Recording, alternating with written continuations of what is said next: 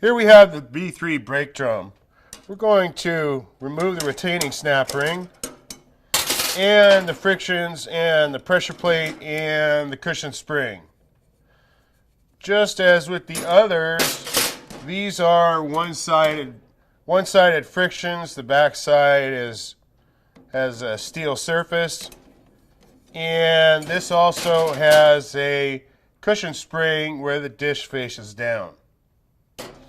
Now we're going to remove the retaining snap ring. This is a pretty tricky snap ring. This is an L-shaped snap ring. It's going to take some pressure and a 90-degree pick to get this out of the drum. We're going to do that right now. Okay, I've got my 90-degree pick here and my screwdriver. Now I'm going to get down in here. The whole idea is to force the snap ring out of the groove and get under there with the pick. There we go. And see, it pops right up and out of there. Now we're going to take the large screwdriver and work it around, bringing the snap ring out of the groove.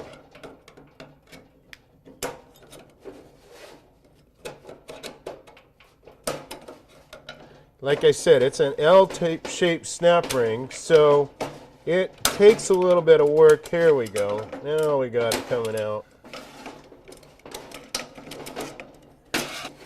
The last bit of it is stuck in the groove here, so we got to get our screwdriver here just enough to bring it up and out of the groove. We've got our L-shaped snap ring out now. We're going to go down into the drum and pull out the return spring. This is a Belleville spring, and this one the dish faces down, unlike the other drums we looked at.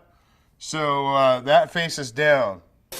Now we're going to retrieve the piston out of here.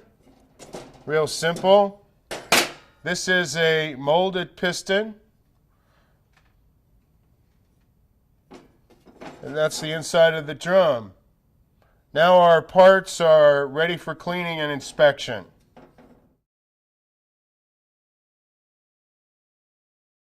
Okay, here we have the disassembled housing, the disassembled B3 brake housing. Things that we want to look at here are the teeth, make sure they're not gnarled up where the clutches ride, and the teeth that engage into the stator support on the front pump. Then you want to make sure these are in good shape.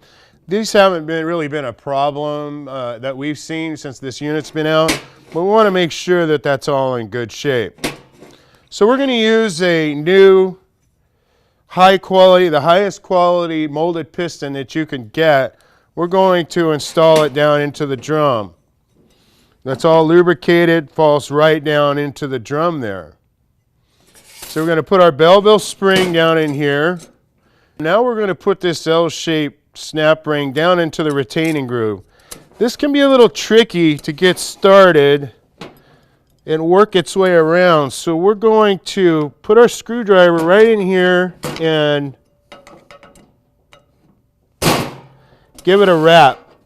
Okay, now we can see that the snap ring is engaged into the groove. Okay, it wants to kind of jump out there, but what we're going to do is work it around with some pressure against the piston.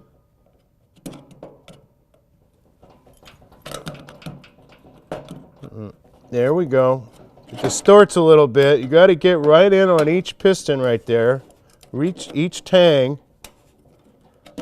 You know, we're twisting clockwise here to engage that into the drum. You hear it snap into place. That's great. Now we've got the snap ring seated, that L-shaped snap ring seated all the way around the drum. Now we're ready to put our steel plates and frictions in there. We take our cushion spring that's been, we've got dished down, not unlike the rest of them. The inside ledge is away from that flat piece of steel, so that's good. We want to put the dish down. Now we've got our one-sided frictions. They've been sitting in transmission fluid for 10 minutes. They're nice and soaked and ready to be installed into the drum.